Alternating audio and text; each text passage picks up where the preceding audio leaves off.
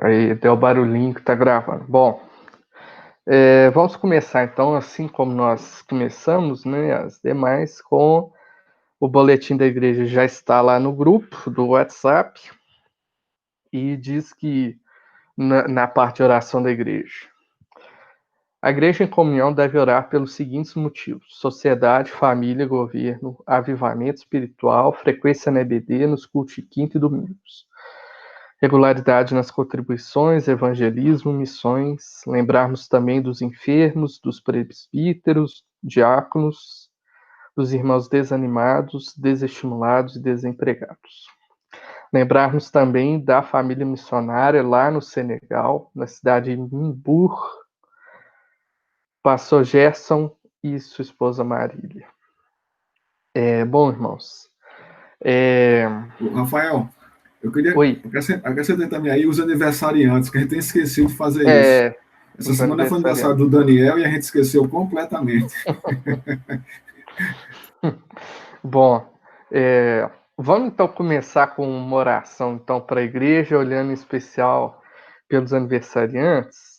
Eu vou pedir para a Tânia, pode, Tânia, fazer essa oração para a gente, pela igreja, pelos aniversariantes em especial.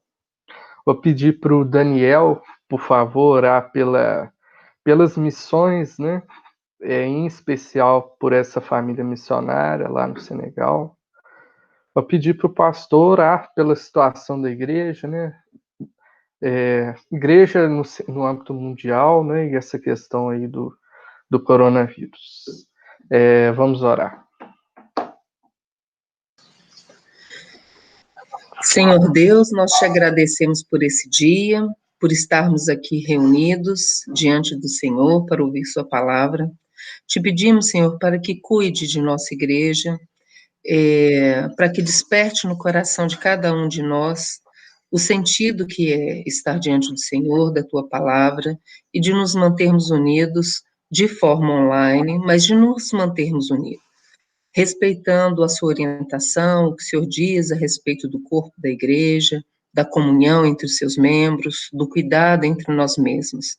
Te pedimos, Senhor, essa consciência a cada um dos membros dessa igreja e que o fato de estarmos presentes traga essa alegria da comunhão, da presença dos nossos irmãos, da adoração ao Senhor em conjunto, e que a gente se sinta motivado cada vez mais para fazermos isso em companhia. Te peço, Senhor, e te agradeço pela vida dos membros, dos nossos irmãos aniversariantes deste mês e dos outros meses dentro dessa quarentena. Te agradecemos pela vida de cada um deles e te peço, Senhor, uma proteção especial a cada aniversariante para que receber como presente mais um ano de vida seja em consagração ao Senhor, para que cada um possa dentro do seu trabalho, dentro dos dons que eles carregam, praticar tudo que o Senhor tem nos ensinado e para que eles sejam uma presença viva do Senhor no ambiente onde eles estão, com as pessoas com quem eles se solidarizam e com quem eles convivem. Muito obrigada, Senhor, em nome de Jesus que pedimos e que agradecemos.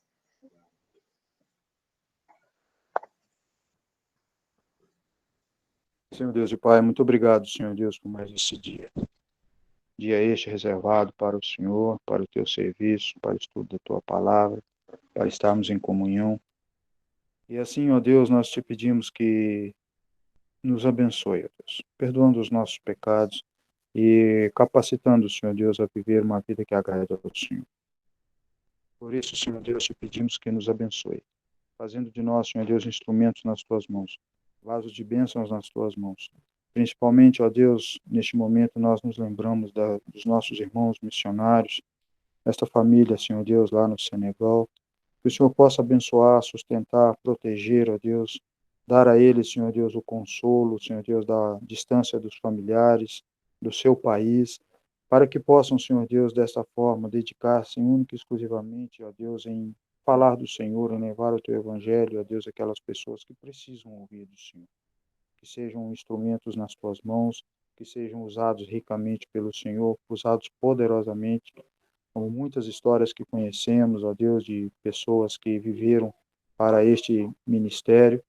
E assim, ó Deus, que o Senhor faça deles ali, ó Deus,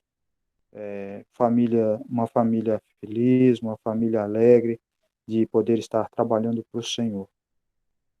É tão bom, ó Deus, poder servir ao Senhor. É tão bom, ó Deus, estar vivendo sob os teus cuidados. Por isso, ó Deus, nós pedimos ao Senhor que abençoe a cada um, Senhor Deus, daqueles que dedicam a sua vida ao ministério da pregação da palavra. Em especial também nos lembramos da família do nosso pastor, reverendo Marcelo, sua esposa, seus filhos, que sejam também, ó Deus, amparados pelo Senhor, guardados, protegidos, sustentados, e estejam, Senhor Deus, a cada momento, vivendo, Senhor Deus, para a honra e glória do nome do Senhor. E pedimos, ó Deus, mais uma vez, perdão pelos nossos pecados, a tua bênção para este dia, a tua bênção para o teu servo que vai nos trazer, ó Deus, o estudo desta manhã, e assim, ó Deus, possamos dia após dia estar buscando e vivendo sobre a tua proteção, sobre a tua orientação e andarmos, Senhor Deus, segundo a tua palavra. Pedimos a Deus que nos dê, ó Pai, a tua bênção, a tua paz, em nome de Jesus. Amém. Pai, nós te louvamos, Senhor, por tua graça e misericórdia sobre nós, por tua bondade, Senhor, teu consolo, teu conforto. Obrigado, Senhor, por nos reunirmos em tua presença, Pai. Para desfrutarmos, Senhor, do teu conhecimento, para aprofundarmos a nossa relação com o Senhor, nossa comunhão com o Senhor. É como o Senhor diz, o Senhor mesmo é quem edifica a igreja. E a edificação vem, Senhor, por meio da tua palavra, do estudo, da pregação, do ensino. Obrigado, Senhor, em nome de Jesus. Porque o Senhor é o dono da igreja. A igreja é tua, é o teu corpo. É o corpo de Cristo. Nós te louvamos por isso, Pai. E a nossa oração, Senhor, é em favor da igreja aqui do Jardim Canadá. Pedimos a tua boa mão, Senhor, sobre a nossa igreja, trazendo, Senhor, maturidade, trazendo compromisso, trazendo, Senhor, entendimento para a realidade, para a situação, trazendo, Senhor, sabedoria ao vivenciar e a lidar com tudo isso. Abençoa nossa igreja, Senhor, nos fortalece, nos anima, Senhor, no Senhor. Eu te peço para os que estão desanimados, que estão desestimulados, que estão desamparados, que estão, Senhor, que estão abandonando, Senhor, a igreja por causa dessa situação.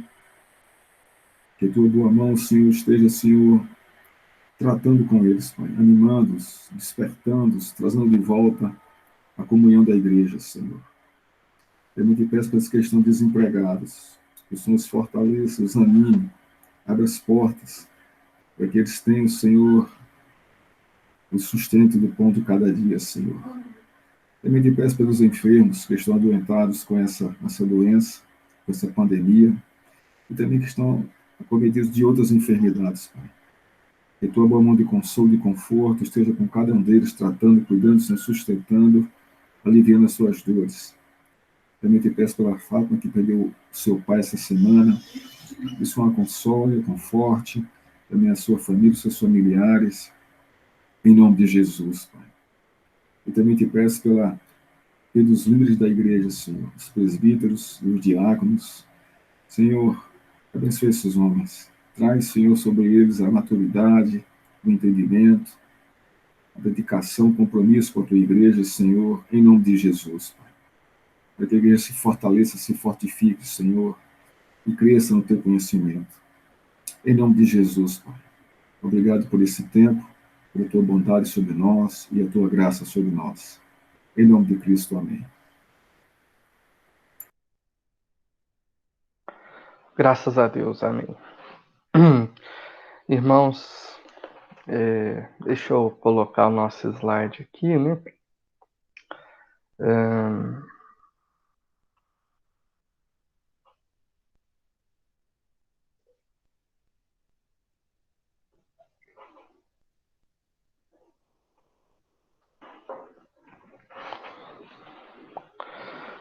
Acredito que os irmãos estejam vendo o slide aí. Bom, na aula passada, então, nós vimos, né, a introdução e o primeiro bloco do livro de Isaías, livro do profeta Isaías. Fazendo uma breve revisão da aula passada, nós vimos a data em que foi escrito. Aliás, antes o autor, né, nós vimos que foi escrito pelo próprio profeta Isaías, como ele diz lá, capítulo 1, versículo 1, que nós lemos. E nós vimos as datas, né, que foi entre 686 e 650 antes de Cristo. Nós vimos também as datas, os reis, né, que foram exortados pelo profeta, né, vamos dizer assim. Eu vou até voltar lá no nosso slide dos reis. Nós vimos que Isaías pregou aqui para Acás, está no capítulo 6, no ano da morte do rei Uzias. Então, Isaías começou seu ministério aqui, o rei Jotão, que é filho de Uzias, em 776. Então, Isaías começou seu ministério mais ou menos aqui e pregou no reinado de Jotão, no reinado de Acás, no reinado de Ezequias e, segundo a tradição, foi morto no reinado de Manassés de forma bem cruel. Então ele viu, né, essa deterioração, né, que houve lá no reino de Judá, e viu também a destruição de Samaria. A sua advertência para Samaria, as suas profecias contra Samaria foram vistas pelo próprio profeta. Voltando para o slide, então, da nossa aula.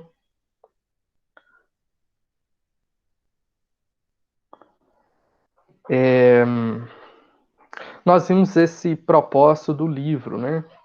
Nós vimos que a profecia ela é atual, ou seja, ela era para os cristãos, para os cristãos, não, para os servos de Deus naquela época, né? Porque Cristo ainda não havia vindo, né?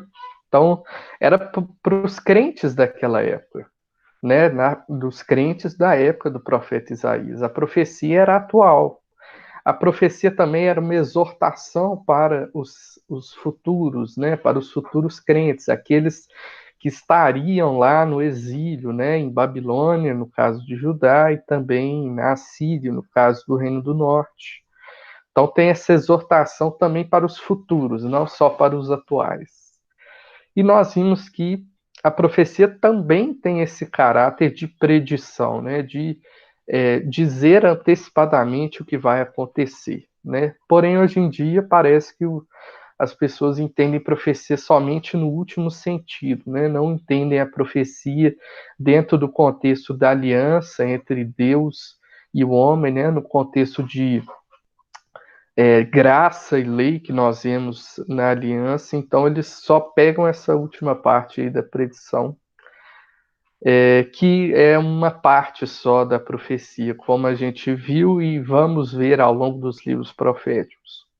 Nós vimos o chamado de Isaías, que está lá no capítulo 6, né, no final desse bloco aí, da mensagem de julgamento e restauração, vem o chamado de Isaías.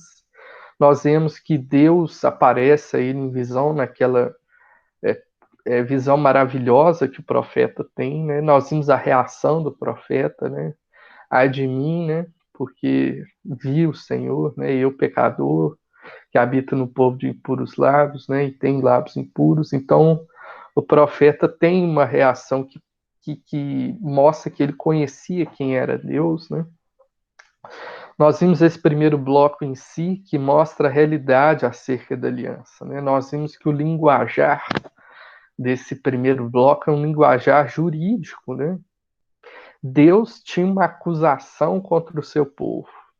Então Deus estava acusando o seu povo de violar a aliança. Estava começando um processo contra ele no tribunal. O povo iria ser julgado e foi julgado. Por quê? Por causa da sua rebelião. Porque Deus não tolera rebelião. Deus é justo. Ele é justo e santo. Então, ele vai punir essa rebelião de Israel. Nós vimos que Deus, apesar de ser justo e santo, ou seja, cumprir a sua justiça e cumprir a sua santidade, punir o pecado, Deus chama o tempo inteiro ao longo desse bloco, desses 6 capítulos, o povo ao arrependimento. Deus está mostrando graça para com o povo o tempo inteiro. Nós vimos que no final Deus promete a graça. Deus promete que vai haver um remanescente fiel. Depois de todo o exílio, depois de toda a desgraça mesmo, né, que iria acontecer com o povo, ia restar, né, um resto ficará, né, como nós vamos ver hoje nessa aula. O remanescente fiel iria restar, um remanescente fiel iria continuar a linhagem de Abraão, Jacó, dos patriarcas. O povo de Deus iria continuar. E hoje, irmão, nós vamos ver esse segundo bloco do livro do profeta Isaías. Bom, os irmãos estão lendo aí o título, né, do bloco, né? A resposta ao julgamento assírio. Ou seja, nós vamos tratar, como nós vamos ler esse bloco, nós vamos tratar do julgamento assírio. Quem caiu para a Síria é o reino do norte, cuja capital era Samaria, conhecida como Israel. Então nós vamos tratar desse pessoal principalmente. A mensagem de julgamento de Deus para o reino do norte. E nesse primeiro retângulo azul aí, numa tentativa de dividir mais ou menos aí o bloco, nós vemos escrito aí em azul Assíria e Israel. Por quê? Nós vamos ver aquela aliança feita entre Israel e a Síria. Desculpa, irmãos, eu coloquei Assíria aqui, mas está errado, tá? É Síria, desculpa aí. Aquela aliança que nós vimos lá em 2 Reis, que Israel, para fugir da Assíria, para tentar se proteger da Assíria, Israel faz uma aliança com a Síria, para tentar escapar da fúria dos assírios. E nós vimos lá no Pentateuco, nós vimos em Deuteronômio, que claramente a aliança com outras nações é reprovada pelo Senhor. Por quê? Porque a nação de Israel, a nação de Judá, o povo de Deus, deveria entender que ela depende somente do Senhor. O Senhor é o Senhor dos exércitos. O Senhor é o guerreiro de Israel. É Ele quem garante a vitória para a nação de Israel. Não são as coligações, as alianças. Não, é Deus de Israel. Por isso, sempre que a nação de Israel ou Judá, após o reino dividido, fazem alianças com as demais nações, sempre essa aliança é reprovada. Sempre, sempre, sempre. Por quê? Porque o povo estava mostrando que confiava nas alianças, né? No povo, nos exércitos, nas armas. E Deus vai reprovar essas alianças. Bom, espero que os irmãos estejam aí com as Bíblias abertas. Nós vamos começar então a partir do capítulo 7, nesse segundo bloco aí do profeta. O capítulo 7, ele vai dar essa introdução aí, esse contexto acerca dessa aliança entre Israel e a Síria. O rei Acás de Judá, então o rei Acás reinava em Jerusalém. E ele fica sabendo, o rei de Jerusalém fica sabendo da aliança entre Samaria e a Síria. E por isso o rei Acás de Jerusalém fica com medo. Por que ele fica com medo? porque Samaria já tinha tentado invadir Jerusalém pouco tempo atrás. Se os irmãos lembram das nossas aulas lá em 2 Reis, a Samaria tentou invadir Judá, tentou invadir Jerusalém, tentou tomar Jerusalém para seus domínios, né? Isso durante o reinado do próprio rei Acás. Então o rei Acás fica sabendo dessa aliança, né? Ou seja, agora Samaria seria muito mais poderosa, já que estava aliançada com a Síria, né? Então ele fica com medo. E os versículos e Deus chama o profeta Isaías para ir até o rei. Isaías vai dizer para Acás, não tenha medo. Isso vai estar lá nos versículos 10 a 16. Eles vão mostrar a profecia do menino Emanuel. A profecia do menino Emanuel vai dar certeza, vai dar a palavra de Deus de que a destruição do Reino do Norte e da Síria estava bem próxima. Então, o que a profecia diz? Que o filho iria nascer, o Emanuel ia nascer, e antes que soubesse desprezar o mal e escolher o bem, esses dois reinos, Samaria, Israel e Síria, estariam derrubados, estariam destruídos, estariam sem ninguém, estariam abandonados. O povo já estaria exilado desses dois reinos. Então, Síria e Israel já estariam mortos antes mesmo que esse filho que ia nascer, chamado Emanuel, soubesse escolher entre o bem e o mal. E os versículos 17 a 25 do capítulo 7 vão mostrar que Deus também julgaria Judá.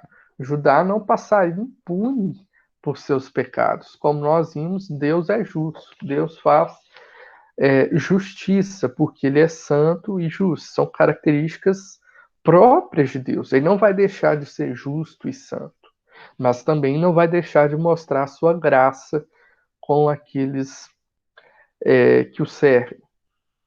E o capítulo 8 mostra que da mesma forma da profecia do menino Emanuel, ou seja, o menino iria nascer, e antes que ele soubesse, né, ou conseguisse escolher o bem e deixar o mal, Isaías é orientado por Deus quanto aos seus filhos, ou seja, esse prazo entre o nascimento, né, e algum momento da vida é da mesma forma usado nos filhos de Isaías.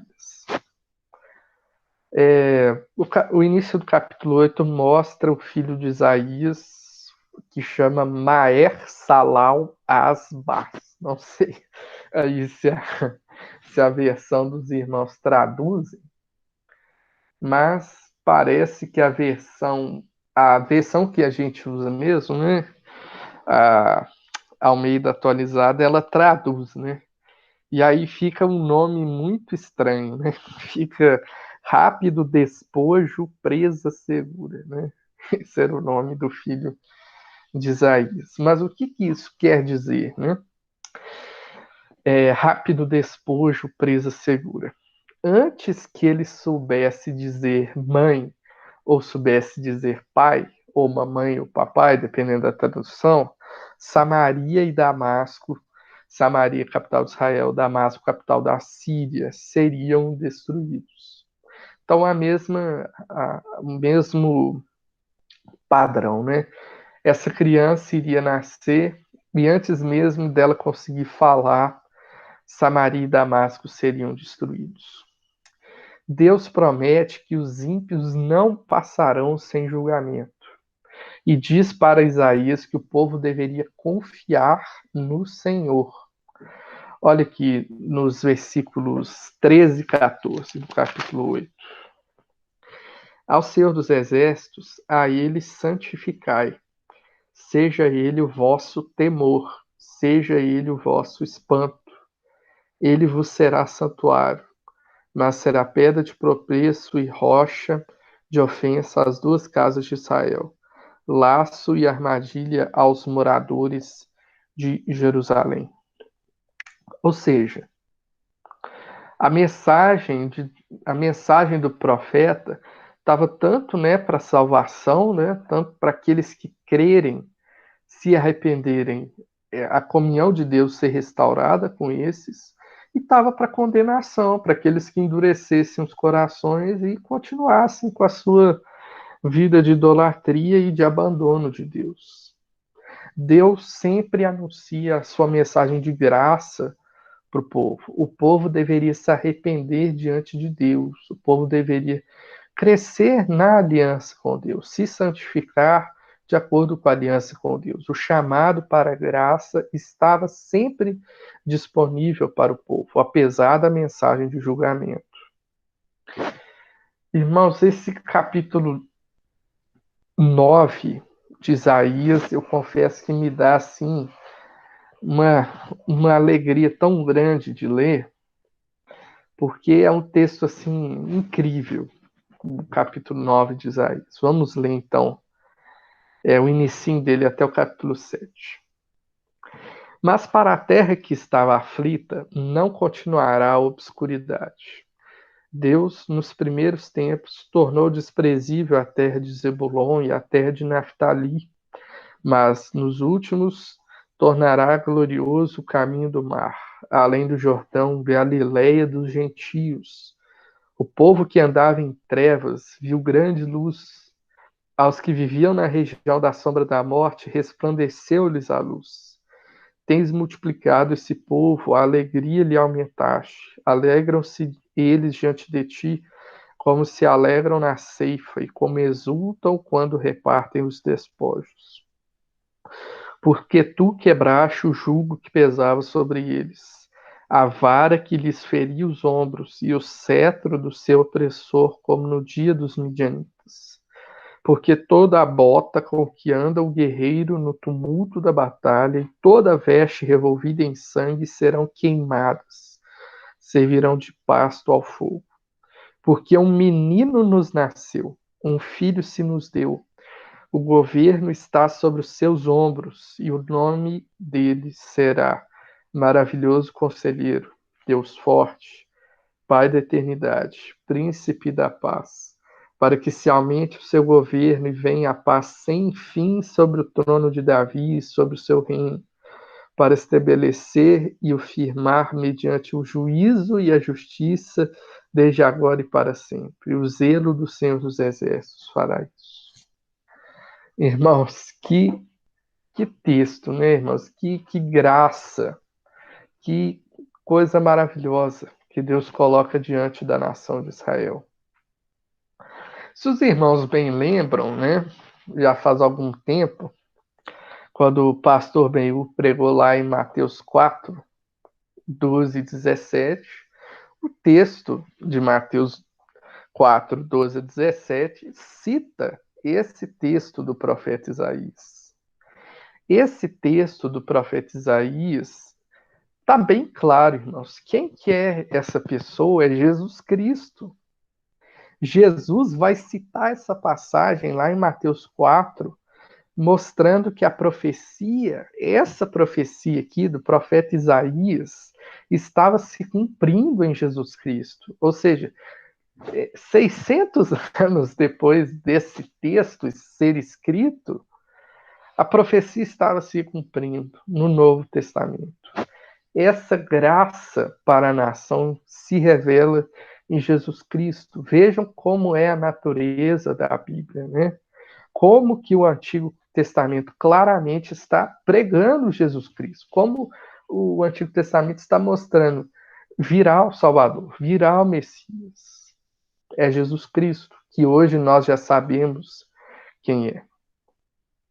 E o texto vai seguir. Os versículos 8 do capítulo 9 até o capítulo 10, verso 4, vão mostrar o julgamento de Israel. Samaria seria completamente destruída. O povo seria levado cativo para a terra estranha. O julgamento de Deus viria para Samaria.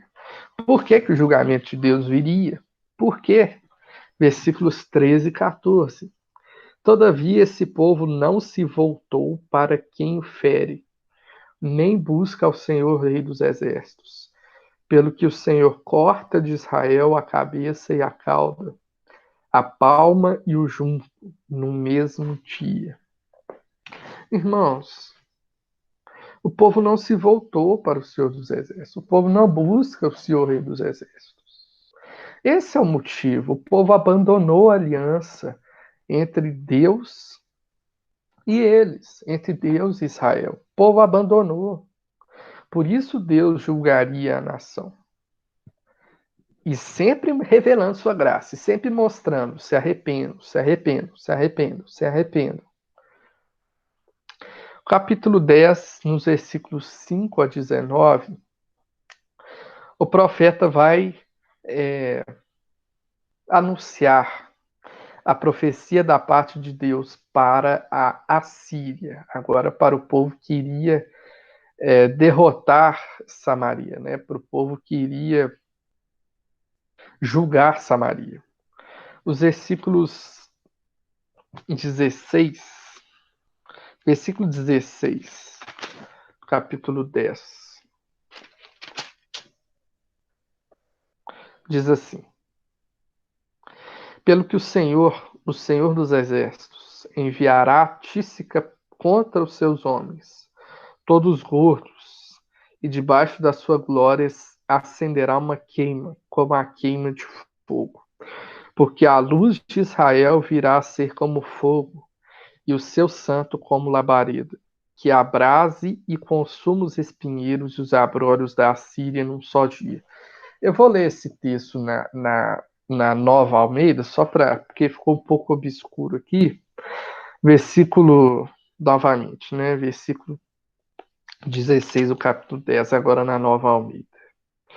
Por isso o Senhor dos Exércitos, fará definhar os soldados deles, todos robustos, e debaixo da sua glória acenderá uma chama, como a chama de fogo. Porque a luz de Israel virá a ser como fogo, e o seu santo como labareda, que num só dia queimará e consumirá as ervas daninhas e os espinheiros da Assíria.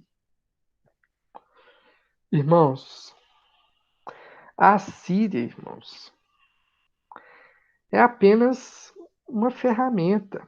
Olha aqui no versículo 15.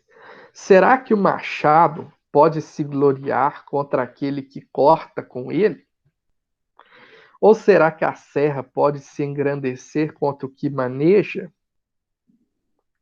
Seria como se o cetro movesse quem o segura, ou o bastão levantasse quem não é madeira?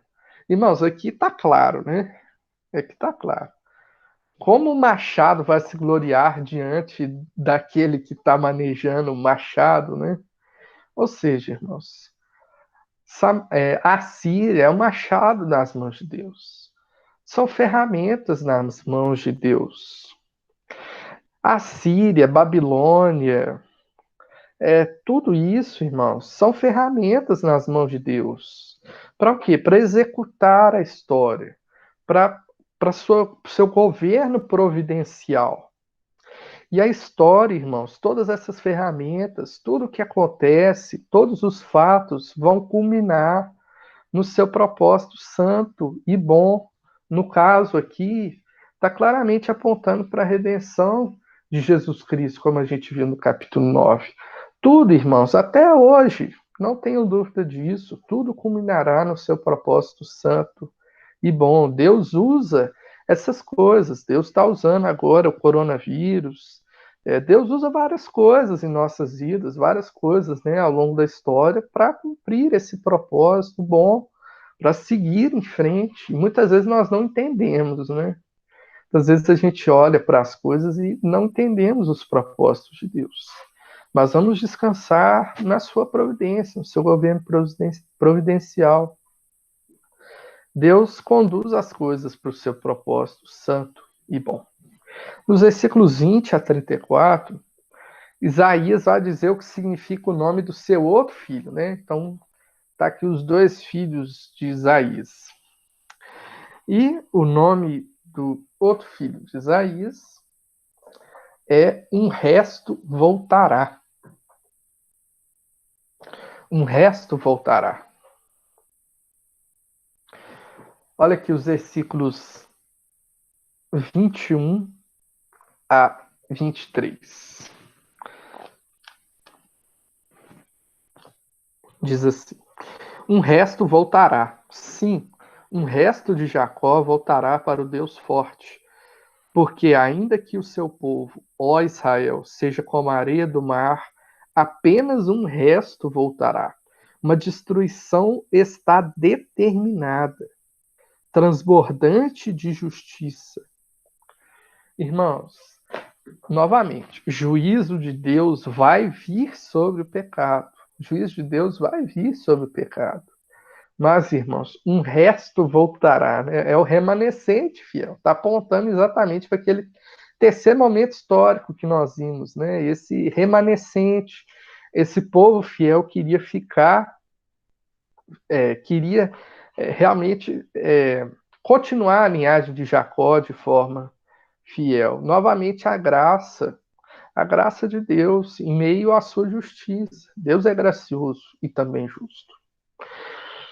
E o capítulo 11, novamente, é um capítulo lindo, né, do profeta Isaías, e nós vamos ter novamente claras menções ao Messias. Olha aqui os versículos 1 e 2 do capítulo 11. Do tronco de Jessé sairá um rebento, e das suas raízes brotará um renovo. Repousará sobre ele o Espírito do Senhor, o Espírito de sabedoria e de entendimento, o Espírito de conselho e fortaleza, o Espírito de conhecimento e de temor do Senhor. Irmãos, esse capítulo 11 até o versículo 9 vão ser predições claras, né? Novamente o caráter profético de predizer, né? Uma coisa que iria acontecer. Aqui, nesse caso, são predições claras do Messias, predições claras acerca de Jesus Cristo, isso 600 anos antes de sua vinda. E os versículos 10 a 16 vão mostrar a realidade do reino de Deus. Qual vai ser a realidade do reino de Deus quando ele for inaugurado? Lembrando novamente, Isaías está 600 anos antes de Jesus Cristo. O reino de Deus é inaugurado em Jesus Cristo. Então, qual vai ser a realidade do reino de Deus quando Jesus Cristo vier em pessoa? Ou seja, depois que Jesus Cristo nascer, viver, realizar sua obra, morrer, ressurgir dos mortos ao terceiro dia e ascender aos céus. Qual vai ser a realidade do reino de Deus? Versículos 10 e 11. Naquele dia a raiz de Jessé estará posta por estandarte aos povos. As nações recorrerão a ela, e a glória será a sua morada. Naquele dia o Senhor tornará a estender a mão para resgatar o resto do seu povo, que for deixado da Síria, do Egito, de Patros, da Etiópia, de Elão, de Sinar, de Amate, das terras do mar. Irmãos, essa é a realidade do Evangelho. Aqui, o profeta Isaías 600 anos já tá mostrando que o Evangelho de Jesus Cristo não vai ficar restrito à nação de Israel. O Evangelho iria se espalhar por todas as nações, vai ser o estandarte da salvação. E, irmãos, querendo ou não, que os versículos 10 e 11, essa profecia ela foi parcialmente cumprida, nós sabemos, naquele retorno, né? Do cativeiro para Jerusalém. Porém, nós sabemos claramente, irmãos, que ela só se cumpre plenamente em Jesus Cristo. E o capítulo 12 vai dar uma quebra, né,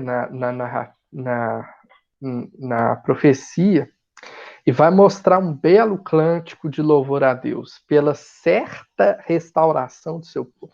Veja como é a natureza da fé, né? Então, Isaías tinha certeza das coisas que estavam por vir, como nas palavras de Tiago, né? Isso é fé. Os fatos ainda não haviam acontecido. O profeta louva a Deus pela graça do remanescente. Isso não havia acontecido. O remanescente não estava sendo, Israel estava sendo destruída no momento de Isaías. Porém, Deus Deus mostra a Isaías que o remanescente iria voltar. Isaías louva a Deus pela graça de Deus. E o capítulo 13 vai mostrar o julgamento de Babilônia. Olha, novamente, irmãos, o tempo inteiro nós estamos vendo esses caráteres da profecia, né? São diversos pontos que a profecia nos traz. A Babilônia ainda não era potência dominante nesse momento aqui, nesse momento de Isaías. A potência dominante era a Síria. Deus já havia revelado a Isaías que ela, a Babilônia, queria destruir Jerusalém. Veja o caráter da profecia de predizer, né, as coisas. Obviamente, irmãos, nem a nação de Israel iria passar impune, nem a nação de Judá iria passar impune pelos seus pecados. A nação de Judá, Jerusalém, também seria destruída em resposta aos seus pecados. Olha o capítulo 13, verso 5. Eles vêm de um país remoto, desde a extremidade dos céus. É o Senhor e os instrumentos para a sua indignação, para destruir toda a terra. Irmãos, olha, novamente, olha como o profeta está predizendo as coisas, agora bem mais para frente, né? Quem destruiu a Babilônia foi Pérsia. Pérsia destruiu a Babilônia. Irmãos, Pérsia é hoje o que é o Irã. Então imaginem lá o Irã. Por isso, o juízo da Babilônia viria de um país longínquo. Por quê? Porque era esperado que um inimigo à altura de uma potência viesse do oeste, né? Viesse lá da região de Israel, viesse do Egito, viesse lá de cima da Europa, mas não era esperado que um inimigo à altura da Síria viesse, à altura de Babilônia, viesse do leste. Por isso esse caráter aqui, eles vêm de um país remoto, desde a extremidade dos céus. É o Senhor e os instrumentos da tua indignação. Deus iria julgar também os inimigos de Israel que trouxeram juízo sobre o povo de Deus. O capítulo 13 também, no verso 17, diz assim: Eis que contra os babilônicos eu despertarei os medos, que não farão caso de prata, nem se alegrarão com ouro. Irmãos, quem destruiu Babilônia foram os medos persas. Veja como o profeta está predizendo coisas que iriam acontecer 200, 150 anos após a vida do profeta. Esse é o caráter da profecia também. E o capítulo 14, versos 1 e 2 diz assim: Porque o Senhor se compadecerá de Jacó e voltará a escolher Israel, estabelecendo-os na sua própria terra. A eles se juntarão os estrangeiros, e eles farão parte da casa de Jacó. Os povos os pegarão e os levarão aos lugares deles, e a casa de Israel terá esses povos por servos e servas na casa do Senhor, na terra do Senhor. Os israelitas terão como prisioneiros aqueles que os tinham aprisionado, e dominarão seus opressores. Irmãos, obviamente isso aqui se cumpriu em parte, né? Lá nós vamos lembrar lá do retorno, né? Com Zorobabel, com Esdras, com Neemias. Nós podemos lembrar lá que o Império Persa deu dinheiro, por exemplo, a Neemias para poder retornar, né? Também deu para Esdras, forneceu os materiais para a reconstrução do templo. Os irmãos lembram disso. Então, em parte, essa profecia se cumpriu lá com o retorno. Mas nós sabemos que esse caráter só vai se cumprir plenamente em Jesus Cristo. E os versículos 3 a 22, em meu título diz aqui, hino triunfal sobre a queda da Babilônia. Então é um cântico retratando a queda dessa nação que iria julgar Judá. Ou seja, agora está fazendo uma ponte lá para o julgamento de Judá, Babilônia. Os versículos 9 a 11 do capítulo 14 dizem: lá embaixo, o mundo dos mortos se agita por causa de você, para sair ao encontro quando você chegar. Por sua causa, ele desperta as sombras e todos os príncipes da terra e faz levantar os seus tronos todos os reis das nações. Todos esses começam a falar e se dirigem a você dizendo: então, também você se enfraqueceu como nós? E você se tornou como um de nós? A sua soberba foi jogada no abismo, junto com o som das suas harpas. A sua cama é de larvas, e os vermes serão a sua coberta. Irmãos, mesmo toda a glória da Babilônia, mesmo com todos os templos, palácios, todos os poderes, todos os exércitos, Deus mostra que essa nação iria cair, assim como Síria, assim como Samaria, assim como a Síria, todas essas iriam cair. Versículos 24 a 27 mostra a finalização da profecia contra a Síria. O Senhor dos Exércitos jurou, dizendo: como pensei, assim será. E como determinei, assim acontecerá. Aqui nós estamos vendo, né, novamente, o governo de Deus na história. Esmagarei a Síria na minha terra, e nas minhas montanhas a pisarei, para que o seu jugo se afaste de Israel, e a sua carga se desvie dos ombros dele. Esse é o plano que foi elaborado para toda a terra, e esta é a mão que está estendida sobre todas as nações. Porque se o Senhor dos Exércitos o determinou, quem poderá invalidá-lo?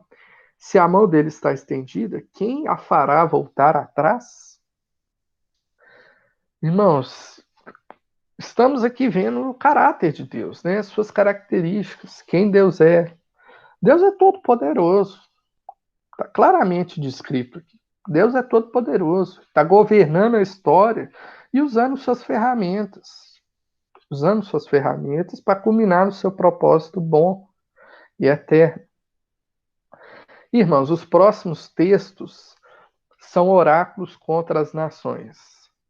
Aí no slide está mostrando, né? Nós vimos aqui a Síria, depois vai vir Filístia, Moabe, Damasco, Etiópia e Egito, Babilônia, Edom, Arábia, Jerusalém, Tiro. Esses são os oráculos contra as nações. Todas essas nações aí, todas essas, eram potências ou mini-potências, né? Eram nações que tinham algum poder militar, elas influenciavam o mundo de certa forma. Todas essas nações, sem nenhuma exceção, todas essas nações seriam julgadas por Deus por não servirem a Ele. Todas essas nações. Esses homens, essas nações, eles serviam a deuses falsos. Essas nações confiavam em suas próprias mãos, confiavam em suas próprias posses, em seus palácios, em suas alianças. Irmãos, todas essas pessoas, todas essas nações iriam ser julgadas pelo Senhor.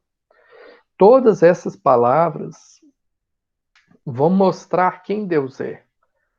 Deus é santo e justo. Deus trouxe juízo para o seu povo. Deus também traz juízo para as demais nações. Ninguém sai impune da justiça de Deus. Ninguém sai impune da justiça de Deus. Irmãos, ao mesmo tempo que Deus mostra a sua justiça, ao mesmo tempo que Deus mostra a sua santidade, Deus mostra a graça conosco. Deus mostra a graça para com Israel. Deus separa Israel como povo. Deus nos separa hoje em 2020 como seu povo. Deus separa Israel. Deus nos separa para estar em comunhão com Ele. Ele foi gracioso com Israel. Deus mostra sua graça o tempo inteiro para Israel. O remanescente fiel iria continuar. A graça de Deus estava sobre Israel. E a graça de Deus está sobre a sua igreja hoje.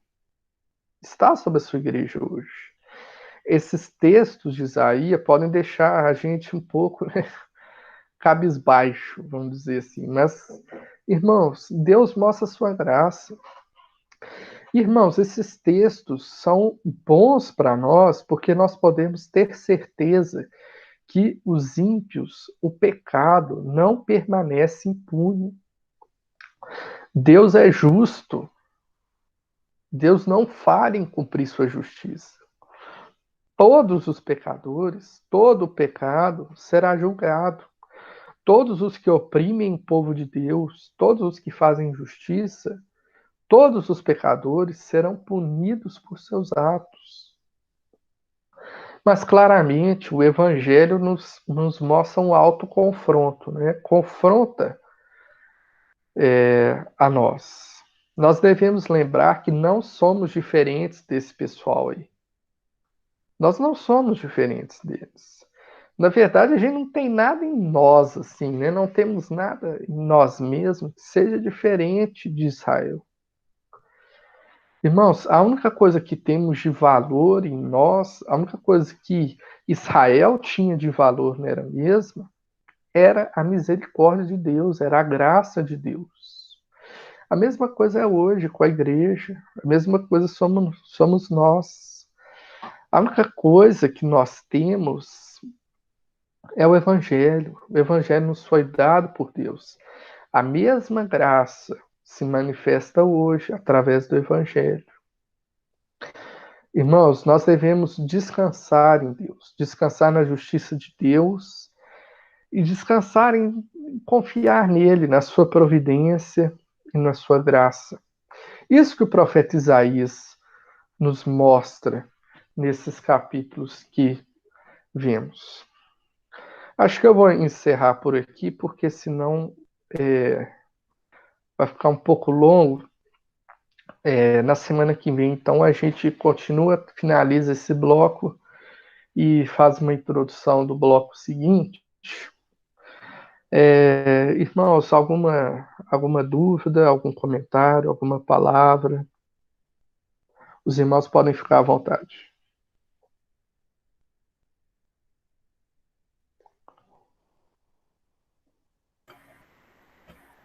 Bom, eu queria acrescentar a essa aula do Rafael, uma boa aula, parte contextual da história, né, do povo de Deus e também da humanidade. Porque é importante, irmãos, a gente ter acesso a essas informações, né? É muito interessante isso aqui. O que é que a Bíblia está fazendo ao nos dar, né, o privilégio de abrirmos as suas profecias, né? Qual é o objetivo disso? É só um. É claríssimo aqui. Deus governa a história. Esse é o primeiro ponto. Dentro desse governo de Deus na história, o governo sobre o seu povo. Então, é interessante isso, né? Então, a história universal, a história do povo de Deus, elas caminham em plena comunhão, uma com a outra. Por quê? O que é que Deus vai fazer para aprumar o seu povo nos seus propósitos? Aqui como está em Isaías. Ele vai usar as nações e os outros povos para ajuizar o seu povo, para que o povo volte à sua aliança. É o fato aqui que nós acabamos de ver aqui. Por quê? Porque Deus tem uma aliança conosco. Abra lá em Deuteronômio 28 e você vai ler as bênçãos e as maldições.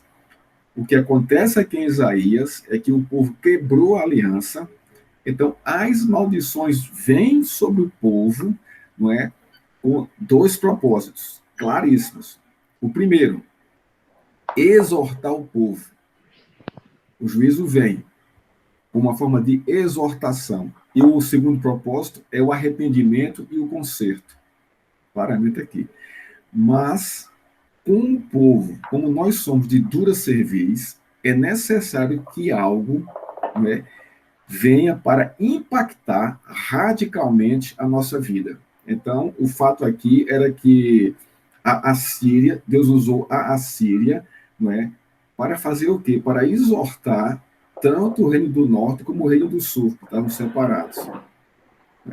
Esse aqui é o fato aqui, trazendo de volta o povo para a adoração a Deus e a sua submissão a Deus. Né? As profecias de Isaías, elas apontam isso e também trazem, né, o consolo e o conforto quando a nação se volta para Deus. Deus está sempre restaurando a sua nação e avivando no coração dela a promessa da semente divina, do Messias. A gente vai ver isso aqui. Por que Deus não destruiu Israel? Israel realmente era muito rebelde. Por quê? Porque havia a promessa do Messias, da semente divina.